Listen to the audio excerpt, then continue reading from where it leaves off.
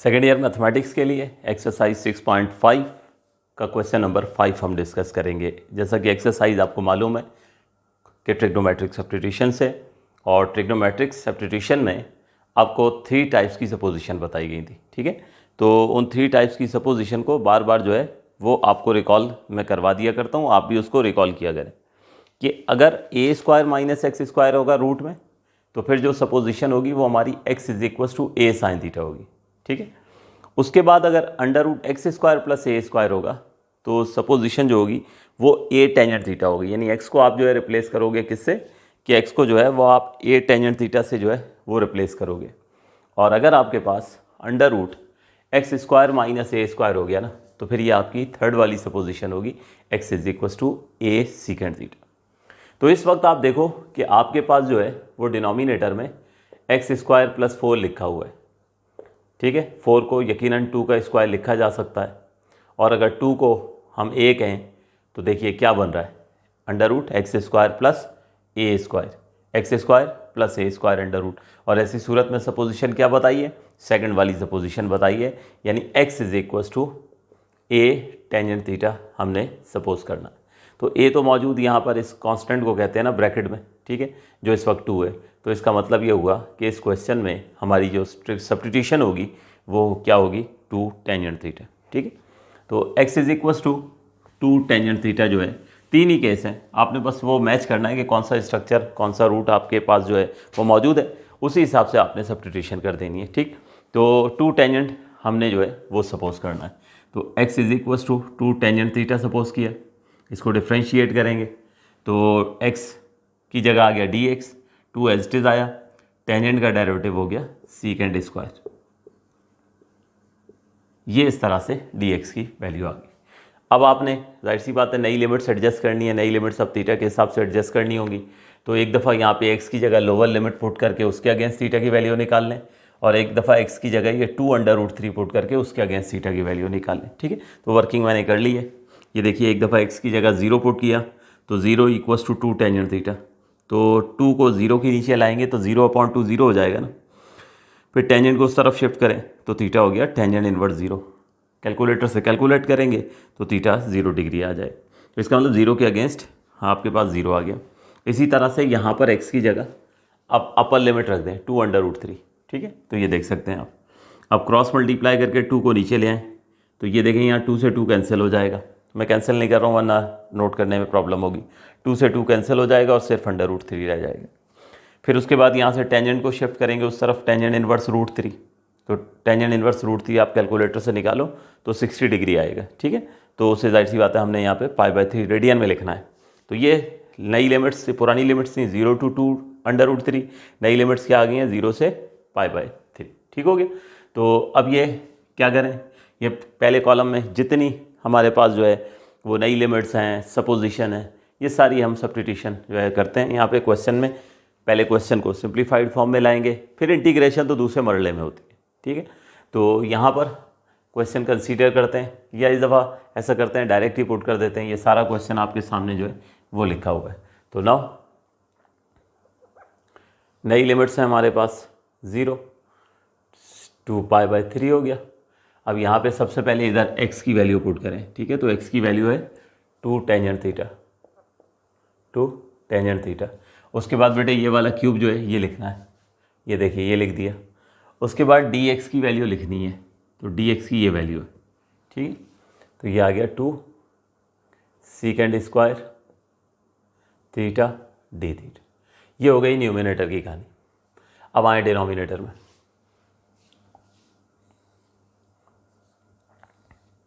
Denominator में यहाँ पर इस x की जगह फिर वैल्यू पुट करनी है, तो इस x की जगह पुट करना होगा 2 टेंजेंट, इस x की जगह पुट कर दिया 2 टेंजेंट, उसका स्क्वायर, और ये आ गया +4। बस अब इसको ट्रिग्नोमेट्रिकली जो है वो पहले सिंप्लीफाई करें, फिर उसके बाद जब सिंप्लीफाइड फॉर्म आ जाएगी तो फिर इसकी इंटीग्रेशन का सोचेंगे कैसे इंटीग्रेट करना है। तो 0 to π/3 हमारे पास है। अब इसके बाद ये क्यूब जो है ये सबसे पहले 2 पर आया और ये क्यूब टेंजेंट पर आ गया, तो 8 टेंजेंट क्यूब हो गया। दूसरा हमारे पास 2 सीकेंड स्क्वायर हो गया, ये हो गया न्यूमरेटर। ठीक, डिनोमिनेटर में आते हैं तो ये स्क्वायर 2 पर आया 4 और ये स्क्वायर टेंजेंट पर आया तो 4 टेंजेंट स्क्वायर और ये +4 आ गया। अगले स्टेप में बेटे इस 2 को 16 से मल्टीप्लाई करते हैं तो 0 to π/3 8 × 2 16 tangent cube theta secant square theta, ये हो गया। फिर डिनोमिनेटर में आइए तो ये देखें 4 टेंजेंट स्क्वायर +4, यहाँ से 4 कॉमन निकाल लेते हैं तो ये बच जाएगा tangent square +1।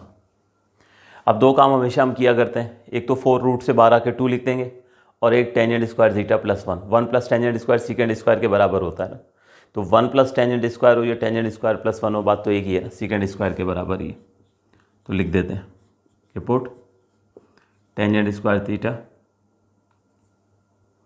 +1 equals to secant square, ये सब्स्टिट्यूट करेंगे तो 0 to π/3 16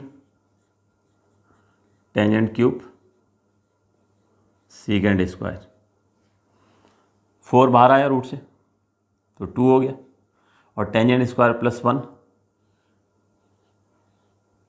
ये हो गया सीकेंड स्क्वायर। ठीक, इसके बाद नेक्स्ट स्टेप में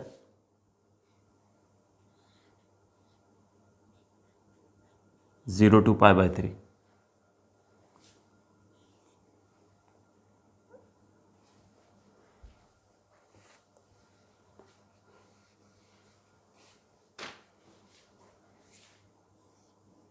16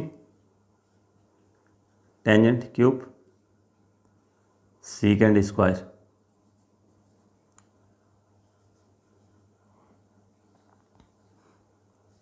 यहाँ पर हमारे पास 2 एज इट इज। अब आप देखो यहाँ स्क्वायर से रूट जो है वो कैंसिल हो जाएगा, ठीक है, स्क्वायर से रूट कैंसिल हो जाएगा जी, ये देख सकते हैं स्क्वायर से रूट जो है वो कैंसिल हो जाएगा और सिर्फ आ जाएगा सीकेंड थीटा। तो अब देखें आप, बस लास्ट स्टेप है, जो कैंसिलेशन होनी है वो कैंसिलेशन करते हैं और कैंसिलेशन के बाद आप देखोगे कि हमारा क्वेश्चन जो है वो सिंप्लीफाई हो जाएगा।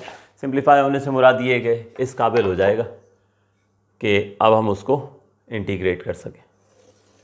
तो फिर देखते हैं जो भी उसका रूल होगा उसके मुताबिक 6.3 में तमाम ट्रिग्नोमेट्रिक फंक्शंस और उनकी डिफरेंट पावर्स को हम इंटीग्रेट करना सीख चुके हैं, ठीक है। तो यहाँ पर भी हम इसको करते हैं। तो ये देखिए, एक तो 2 और 16 को कैंसिल करेंगे तो 2 × 8 16 होता है और इसी तरह सीकेंड से सीकेंड स्क्वायर है तो एक पावर कैंसिल हो जाएगी।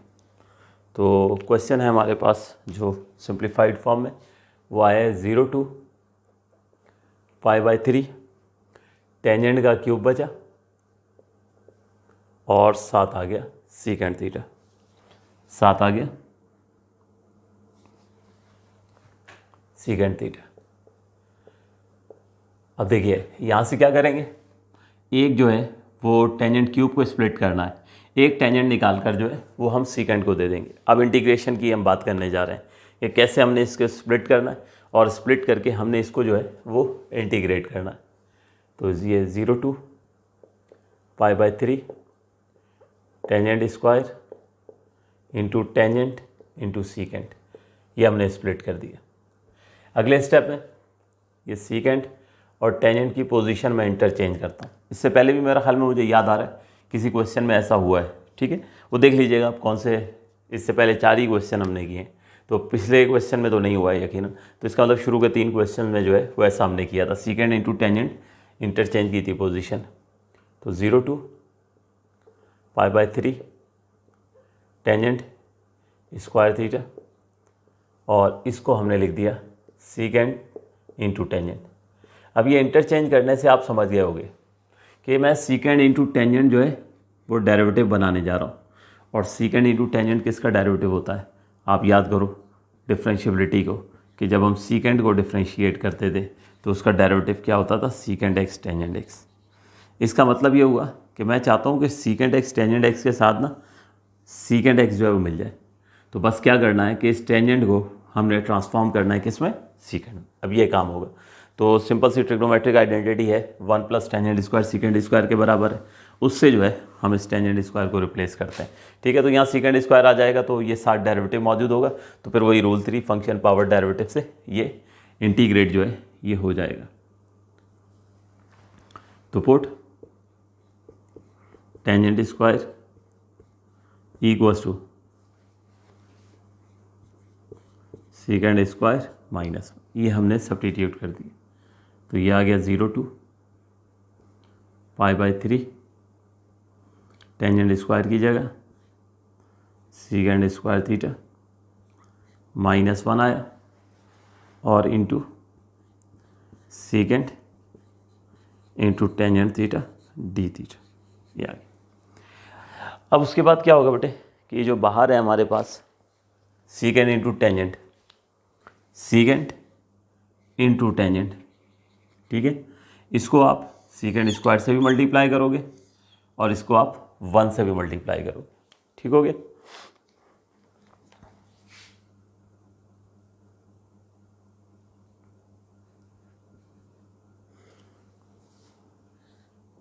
तो 0 टू π/3 पहले सीकेंड स्क्वायर से मल्टीप्लाई होगा, सीकेंड इंटू टेंजेंट, फिर माइनस की साइन आएगी, फिर ये सीकेंड इंटू टेंजेंट 1 से मल्टीप्लाई होगा, सीकेंड इंटू टेंजेंट।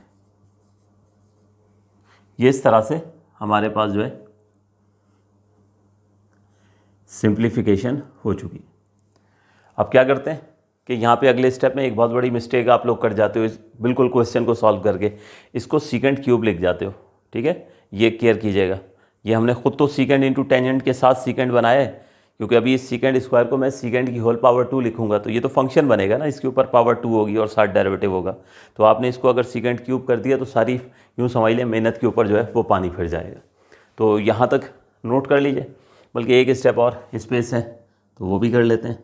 0 टू π/3 लिमिट्स हैं, दोनों के साथ अलग अलग इंटीग्रल लिखते हैं और दोनों के साथ अलग अलग इंटीग्रल लिखते हुए मैं ये करूँगा कि सीकेंड स्क्वायर को भी जो है लिख दूंगा, जो आपसे अभी कह रहा हूँ सीकेंड थीटा का होल स्क्वायर। ठीक है, और ये हो गया सीकेंड थीटा टेंजेंट थीटा और डी थीटा आ गया, माइनस की साइन आई। ठीक है, और माइनस की साइन आई तो हमारे पास यहाँ पर या डी थीटा नहीं लिखते हैं, इसको एक साथ ही लिख देते हैं। ये माइनस की साइन है और ये आ गया secant theta tangent theta D theta और यहाँ लगा देते हैं कर्ली ब्रैकेट। ठीक हो गया। तो सिर्फ यानी इस स्टेप में मैंने बस इतना काम किया है कि सीकेंड स्क्वायर को लिख दिया है सीकेंड का होल स्क्वायर, क्योंकि अब यहाँ पे क्या सिचुएशन होगी कि ये हमारे पास फंक्शन है, ठीक है, इसके ऊपर पावर है और साथ डेरिवेटिव मौजूद है। ठीक है, तो ये हो जाएगी सीकेंड की पावर 2 + 1 ओवर 2 + 1, या डायरेक्ट भी लिख सकते हैं सीकेंड क्यूब ओवर 3, लेकिन पैरेलल स्टेप कर लेंगे। इसके जब इंटीग्रल की बारी आएगी तो सीकेंड एक्स इसका इंटीग्रल होगा सीकेंड इंटू टेंजेंट का। ठीक है, वो 6.3 से पहले हमने वो जो सारे फार्मूले पढ़े थे उसमें आपको बताया था, लॉजिक भी बताई थी। लॉजिक क्या बताई थी, बल्कि यहीं बता देता हूँ कि देखिए सीकेंड का जो डेरिवेटिव होता है वो क्या होता है, सीकेंड एक्स टेंजेंट एक्स। तो सीकेंड एक्स टेंजेंट एक्स को अगर इंटीग्रेट करना है तो वापस आप कहाँ पहुँचोगे, आप सीकेंड एक्स पे पहुँचोगे ना। तो इसका मतलब ये होगा कि इसका इंटीग्रल जो है वो तो डायरेक्ट हो जाना है, सीकेंड हो जाना है। यहाँ पर वो फार्मूला नंबर 3 अप्लाई होगा, फंक्शन पावर डेरिवेटिव। ठीक है,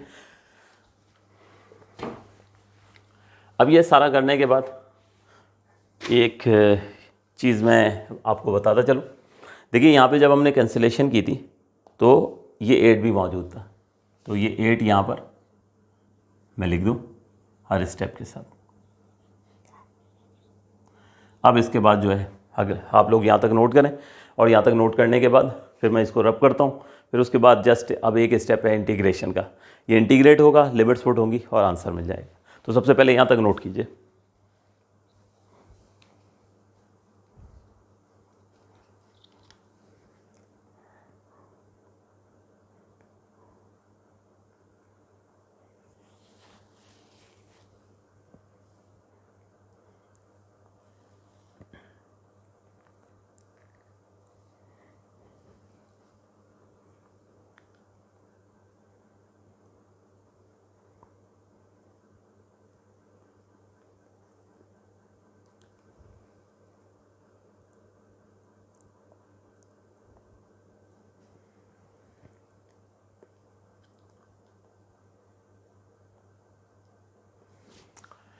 जी तो स्टूडेंट्स रब करते हैं कॉलम नंबर 2।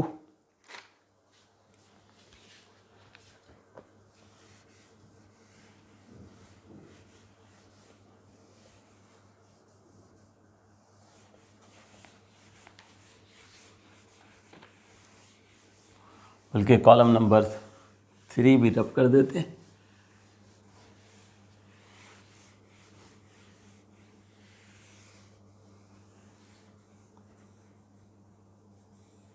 ये फ़िलहाल मैं रहने देता हूँ, आखिरी स्टेप। चलिए तो अब सबसे पहले यहाँ पर आया 8, ये आ गया एज इट इज़। अब आ जाइए इंटीग्रेशन की बात करते हैं। तो यहाँ पे function power derivative secant theta की पावर 2 + 1 / 2 + 1, ये फर्स्ट इंटीग्रेशन हो गई। और दूसरी माइनस हमारे पास जो है ये आया और यहाँ आ गया सीकेंड थीटा। आपको अभी समझा चुका हूँ कि कैसे जो है ये होगा, और लिमिट्स लिख दी जाएंगी यहाँ पर। अब इसको थोड़ा सा सिंप्लीफाई कर लें तो फिर इसमें लिमिट्स पुट करते हैं।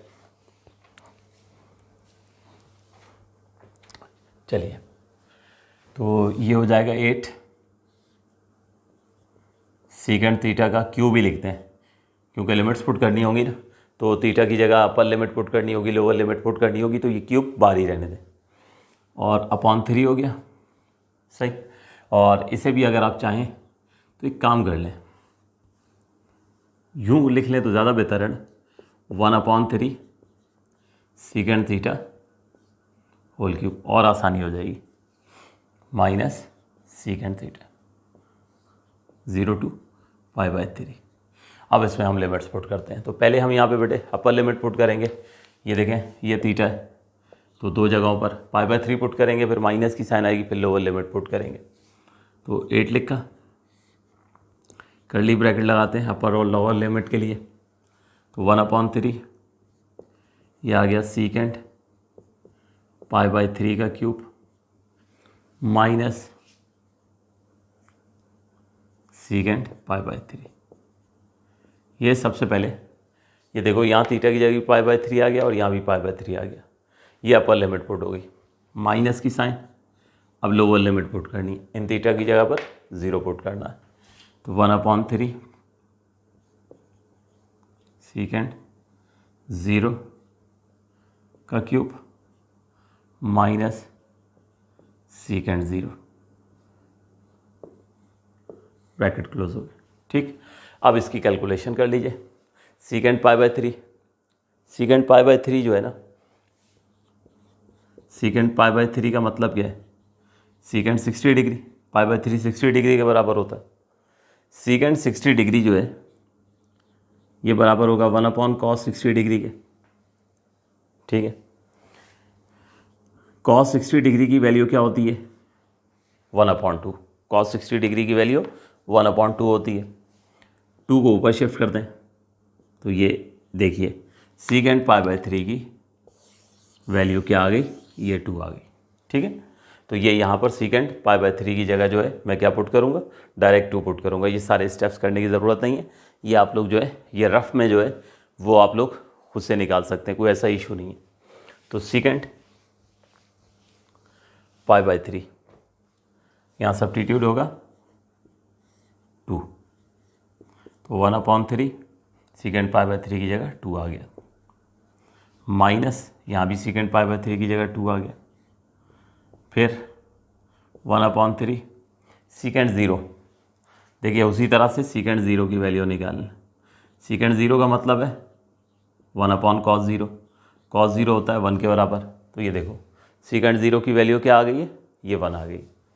तो ये सीकेंड 0 की वैल्यू यहाँ पर मैं सब्स्टिट्यूट करता हूँ दो जगहों पर, तो ये हो गया क्यूब ऑफ 1 माइनस 1, ये दोनों जगहों पर सब्स्टिट्यूशन होगी।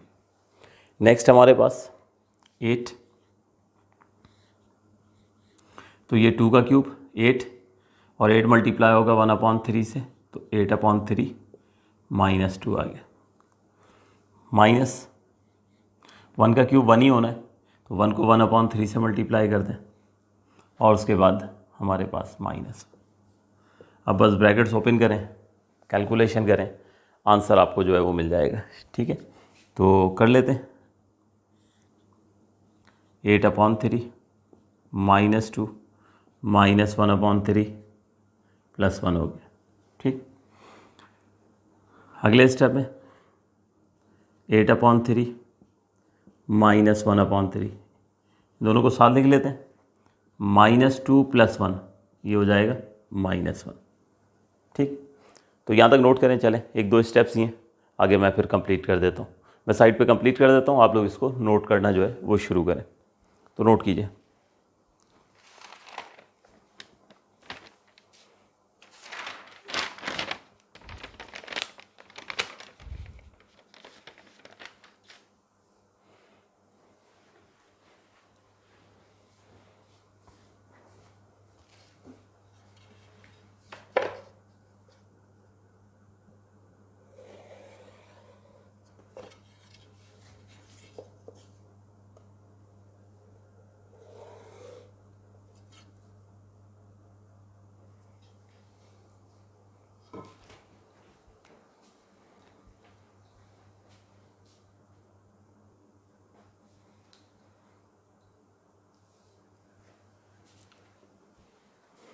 जी, तो आगे इसको फर्दर प्रोसीड करते हैं। तो 8 एज इट इज़ आया, ये ब्रैकेट आ गया। यहाँ पे एक काम कर लेते हैं, एलसीएम हो जाएगा। ठीक है, तो डिनोमिनेटर आया 3 पर हो गया 8 -1 और साथ है हमारे पास -1। नेक्स्ट स्टेप में 8, अब ये राउंड ब्रैकेट लगा लेते हैं। 8 -1 जो है ये इसने बन जाना है 7/3, -1 हो गया। दोबारा एलसीएम लीजिए। ठीक है, तो ये हो जाएगा 7 - 3/3 और ये आ गया 8 × 4/3। अब ये 8 मल्टीप्लाई हो रहा है 4/3 से, तो 8 को जो है 4 से मल्टीप्लाई कर दीजिए, तो ये 32/3 आंसर आ जाएगा। ठीक है, बुक में हो सकता है, मुझे लगता है मिक्स नंबर में आंसर जो है वो लिखा हुआ है, तो 32/3 this can be written as 3 × 10, 30 होता है और 2 बच जाएगा। ठीक, तो इस तरह 32/3 छोड़ दें जब भी, ठीक है। और इस तरह अगर लिख दें आप 10 होल नंबर 2/3, तो ये भी एक्सेप्टेबल है। मेरी मेमोरी ये कहती है कि बुक में शायद आंसर इसी तरीके से 10 होल नंबर 2/3, 3 × 10 30 बनता है और 30 + 2 32 बन जाता है। ठीक है, तो बाल जिस तरह चाहें आप लिख दें। तो ये था स्टूडेंट हमारे पास क्वेश्चन नंबर 5, इसको नोट कीजिए। इंशाल्लाह फिर फर्दर जो है हम अगले क्वेश्चंस की तरफ जाते हैं।